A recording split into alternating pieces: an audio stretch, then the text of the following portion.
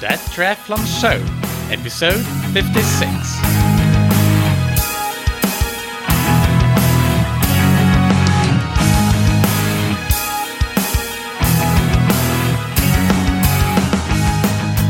Hey, what's up, everybody? Welcome back to another episode of That Triathlon Show, the podcast presented by scientifictriathlon.com. I'm your host, Michael, and on today's show, I'll answer some of your listener questions, including training and especially running for heavy or overweight athletes, whether you still can improve at 48 years young, core strength and maintenance routines, how to break through performance plateaus, and optimizing recovery. And just to remind you before starting answering your questions, you can send me your questions to michael@scientifictriathlon.com. And whether I answer these questions on air or not, I try to always answer them to you directly in an email. The questions have been flowing in at a very good rate in the last couple of months, so I just picked out a few of the best or most important or most interesting questions for this episode, and I will be answering more of them in the future. So do let me know as well what you think about these Q&A episodes. One final thing before we dive into the questions, at the end of this episode, I'll mention the findings from a super thorough and well-written publication on the impact of different diets on body composition, as that's something that I keep getting a ton of questions about, and the results may surprise you, so stick around until the very end. But before that, let's start with question number 1, which is from James in Florida. He writes, "Hey Michael, as a 270-pound man who was 330 pounds 9 months ago, and that's for the European listeners and non-imperial units, 150 kilograms to 122 kilograms, the training wrecks my body, especially running. It's getting better and easier, but any general tips for large men? I'm pushing when I can and resting when I need. I'm doing my first sprint next month and I'm confident in a finish, but I'd like to do better than just participate. I read a ton and I'm just looking for a piece of advice I may have missed." So first off, James, congratulations on losing those 60 pounds in 9 months. That's absolutely fantastic. And for taking up triathlon as well and signing up for your first race. That's big congrats to you. I do have some advice, and it's very simple and fundamental, but not necessarily easy, and it's to be patient. Especially with the running, as you yourself point out. I wouldn't do any intensity at this point on the running side of things, and I'd keep the runs very short. Never run 2 days in a row, and for most runs, I would probably even insert 30-second walking breaks every 5 or so minutes, depending a bit on how comfortable you are with running, but inserting those walk breaks and making it run walks. This will protect you from injuries and keeping that intensity out of your training at the moment as well, of course, because at 270 pounds, you will still be susceptible to them, and I guess that your weight loss project continues, and with a very conservative and patient run training progression like above, you will have a great base upon which to add some more running and at a later point also include some intensity. And speaking of weight loss, as I mentioned, I will be talking a little bit about that at the end of this episode. On the other hand, if what you've been doing so far seems to be working well, if it ain't broken, no need to fix it, so keep at it. As for other training tips besides running, I would do more training volume on the swim and bike side of things because the injury risk is so much smaller, and you'll develop a great aerobic base that will still benefit your running. And for somebody new to triathlon like yourself, and especially given your weight loss goals, it would make sense to maybe focus on the volume side of things, and rather than doing a lot of high intensity as mentioned before. But the swim might be an exception, at least if you have a relatively decent technique. Then I would start adding intensity to the swim. And for an idea of how to do that, you can see episode 27 of That Triathlon Show, which you can find on scientifictriathlon.com/TTS27. And again, this requires a lot of patience. It won't make you a lot faster quickly, but it will set you up for great success in the long run, and you will be able to do much better than just participate, as you mentioned, with this long-term approach and not getting injured. All right, so question number 2 is from Jonas from Sweden, and he writes, my problem is age. I started late with triathlon 2 years ago at age 46, and my concern is how far can I go? Am I already too old or too late to be significantly better, or can I still cut 20 to 30 minutes from my Ironman 70.3 time? I've been training 10 to 14 hours per week last year, and my time is 5:02 now. I have cut 8 minutes from last year's best time, and before triathlon, I used to train volleyball and martial arts. I guess it is a general question if older athletes aged 45 to 50 can be significantly better in 3 to 5 years of intense training. So, this is a great question, and one that I think that many listeners are silently asking. So it's impossible to guarantee anything, but I would wager that with a 90% probability you have great room for improvements, especially considering that you've only been doing triathlon for 2 years. A good rule of thumb is that your triathlon age, or the time during which you can greatly improve in triathlon, is the first 7 years of your after starting triathlon. So you have 5 years more of great development to look forward to. And of course, I should mention that it becomes harder and more challenging with age, because you are kind of fighting a decrease in aerobic capacity and maybe reduced muscle mass. And for more details about that, I recommend listening to episode 20 of that triathlon show, which is called Masters Athletes: How to Minimize the Performance Decline for Aging Triathletes. And that can be found on scientifictriathlon.com/TTS20. So it's a fine balance between training hard and intensely in your hard workouts, but being incredibly disciplined with recovery between these workouts, because that's what you need to be more diligent and do better and better the more you age. And it's a fine line, as I said, and difficult, but to answer your question, I would say yes, it is possible, and that 8-minute improvement that you've done in the last year is, I think, indicative that you can still improve more and more. They might not be as rapid improvements, since the most rapid improvements typically come in your first years, of course. But with 8 years and you still using that 7-year rule of thumb, 5 more years of improvements to come, even if you just cut on average 4 minutes per year, then you will get that 20 minutes off your half Ironman time. So good luck with that to Jonas from Sweden. Question number 3 is from Khan. I'm not quite sure if I'm pronouncing it correctly, but let's go with Khan from Germany. His question is related to episode 45, when I had James Dunn on to talk about running injuries and maintenance routines for triathletes. And his question about that is how to combine James's routines that you can download for free on scientifictriathlon.com/TTS 45 into the core workouts that I have as a free downloadable routine on the front page of scientifictriathlon.com. Both of these routines are suggested 3 to 4 times a week, and both of them are approximately 15 minutes. Now I feel like there should be an optimum combination. Can you please explain that? All right, so that's a great question. And as I said, you can get James's routines on scientifictriathlon.com/TTS 45. And the core strength routine I developed on scientifictriathlon.com. Just scroll down a little bit on the page to a green button saying learn the routines to get access to these routines. And they include both detailed written and illustrated instructions, as well as quick cheat sheets and full video demonstrations.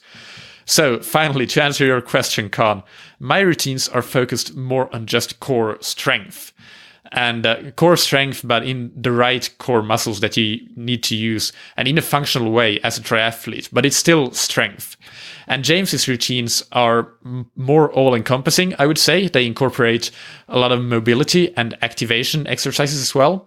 Well, I would say that my routines do have activation in terms of the muscles, but not necessarily if you have, if your nervous system has, so if you have bigger problems in your activation, I should say, in terms of, for example, not even being able to get past an 80-degree angle when you try to lie on your back on the floor and try to raise your leg so that you stretch your hamstring. That it's difficult to explain, and I do a very poor job of it. But anyway, my point being that James's routines have activation and mobility things in them as well, and they're not just strength. They have less strength than my routines do, so I would do both. And I would say that doing 2 times per week of each, so 2 times more purely strength-based, as my routines are, and 2 times of James's routines would be great if you can do that. Get 4 times 15 minutes every week. But if you're somebody who knows that, for example, the mobility or activation kind of things is a limiter for you, then maybe go with a 3-to-1 ratio in favor of James's routines, and vice versa if strength is your limiter. So, and also one final point to mention is that my routines are on a long. They are very much based on James's teachings, at least partially. So there is kind of an overlap on the strength side of things. So you can't go much wrong either way, as long as you do any of these routines regularly. Question number 4. We're moving through these questions quickly, so I'm happy with that. It's Grant from the United Kingdom who writes, "Hi Michael, I spent 5 years in triathlon, specifically sprints, and been rather successful. I've done 1 Olympic distance ever and came 3rd. I feel like this is now the best I'm going to be. I feel like I have now reached the point where my genetics and possibly old injuries are now holding me back from progressing any further. I'm a sports scientist lecturer and so read plenty of research and books and tailor the information accordingly to my training. I just ensure I try and use the stuff that is well researched and stuff that I feel will work for me. I've spent 3 years on Training Peaks and 2 years using Power, and this helped me hugely at the beginning. I am now very well educated about Training Peaks. I periodize my training very well and understand the science behind various training structures. I have trained roughly twice a day and included rest days when needed. I am lucky enough to have 6 weeks free over summer where I use this time to follow a professional style of training program. 3 sessions a day, swim, bike, run, with the odd day for strength and also core flexibility. So it's safe to say that I'm a seasoned triathlete. My nutrition is also pretty good and I supplement correctly and responsibly. However, I think I reached that moment we all know is coming. That moment of, I think, that's it. This is the fastest I can be. I physically can't try any harder and I'm not getting any faster. I would like to be faster on my run as I'm an 18-minute 5K runner off the bike, but I want to get to 17:30. So what do I do? And here Grant lists 6 different options. 1. Do I wipe everything I know and start from a blank page? Maybe even devise and experiment with a new revolutionary way of training. So my answer to that, okay, first, I'll get back to the other alternatives that Grant has. But one important piece of information that I think is still missing from your otherwise very thorough bio is your age. It could potentially have an impact on how I will answer these questions. But for the purpose of this episode, I'm going to assume that you're in the 40 to 45-year-old range, as that seems to be the middle of the bell curve of the listeners of the show. So again, the first alternative is, do I wipe everything I know and start from a blank page, maybe even devise an experiment with a new or revolutionary way of training? My answer to that is, I don't think it's necessary. You seem very knowledgeable, so I'm sure that you've done most of the things right. And the fact of the matter is that there really is no revolutionary way of training, no silver bullet. So I believe that smaller tweaks and changes to an already very solid baseline and good consistency over 5 years is a better approach. Now the thing is that we need to find those tweaks for you, and that is a challenge, of course. But I don't believe that you need to throw things upside down and find a revolutionary silver bullet. Okay, so Grant's second alternative is, do I dial my training back and go to training once per day? And my answer to that would be perhaps. And I would say that the key for you being a very good triathlete 5 years into the sport is to really nail your hard, intense key sessions. And if your current approach doesn't allow you to do that, and the difference here, mind you, may be very subtle, then this could be a great avenue to explore, to reduce the training volume, to really, really nail your intensity. Grant's third alternative is, do I accept the fact that this is as fast and as fit as I can be, but keep going? And my answer to that is, unless you are well about 50 years of age, let's say 55 plus, I wouldn't do that, not immediately at least, not without a proper investigation in your training. And again, as mentioned above about the intensity, I think that might be a key factor. Alternative number 4 in Grant's question is, do I maybe try block training or block periodization with 1 week swim focus, 1 week bike focus, and 1 week run focus? And I would say that this could be another worthwhile avenue to explore, maybe for your base building phase, in particular when you're farther out from your key races. And I will probably be doing a block periodization episode in the not too distant future, because that's been requested as well. So stay tuned for that. At this point in time, I can't answer yes or no, but I would say that this is an interesting point and it could be worth exploring. Alternative number 5 is, do I tone everything down and get my coaching badges? And my answer would be, if you want to, sure, but not if it's only because of giving up on improving, because I do believe that there's still the possibility that by doing the right tweaks to your training, again, with the unknown age being a disclaimer, although even that is not necessarily the case, I think that there are still things that you can explore to see if you can break through this plateau. And finally, alternative number 6 is, do I experiment with a longer distance race with longer distance races for a year? And Grant writes in parentheses, this is my least favorite idea. And he concludes with, it would be nice to hear what you think. Really enjoy the podcast, especially how you are not afraid to ask for the specifics. Thanks for that feedback.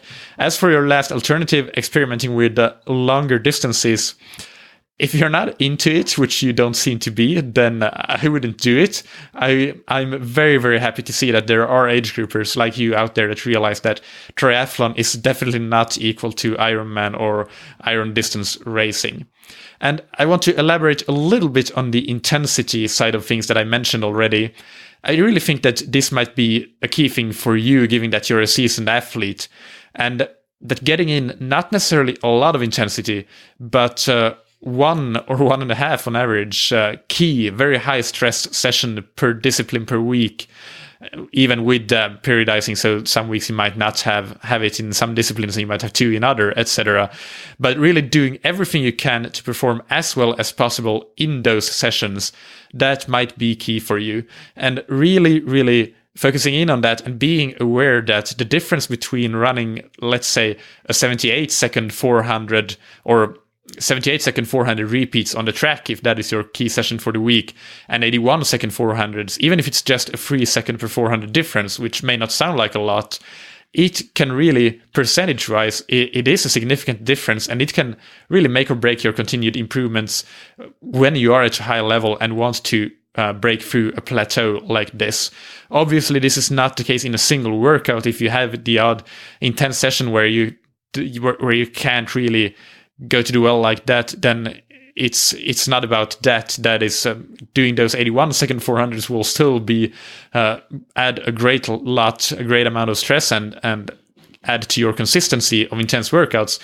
But trying to get as many of those breakthrough workouts where you really nail the intensity in as possible, that might be key here. All right, that was a long one, but we have a shorter one as the final question. This is another James writing in, and this James coming from the UK.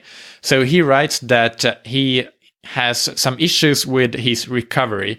When training 6 days per week and working full time, I struggle to be 100% for each session. I drink protein shakes with BCAAs, that's branch-chain amino acids, manually added in twice a day, whilst also taking supplements of multivitamins, cod liver oil, ferroglobin, and milk thistle. Diet is strong with plenty of carbs, fats, and protein, and I regularly foam roll and do yoga. Anything else I could be taking or doing? Thanks in advance, James. All right, James, thanks for your question. I would say immediately that sleep is by far the most important thing you can do for your recovery. Make sure that you get enough sleep, and if it doesn't feel like your sleep quality is good enough, you need to address that quality as well. Nutrition seems good. Having a good balance of carbs, protein, and fat is great. I think some of the supplemental stuff you do may even be overkill. I actually don't know off the top of my head what milk thistle does or is supposed to do, or anything. I haven't seen anything behind that, but that doesn't mean that it's not good. But just saying that some things might be unnecessary. As for ferroglobin, for example, you need to really know your blood values to know whether that's worthwhile taking or not. That's not something I think that you should be taking just for the sake of doing it. You need to know that you need to take that to do it. Cod liver oil, I think that's a good supplement that any athlete could take. Definitely multivitamins as well, but again, not having that as an excuse not to eat a healthy, very varied diet. All right, I think that might be a bit of an overkill with some of the supplements.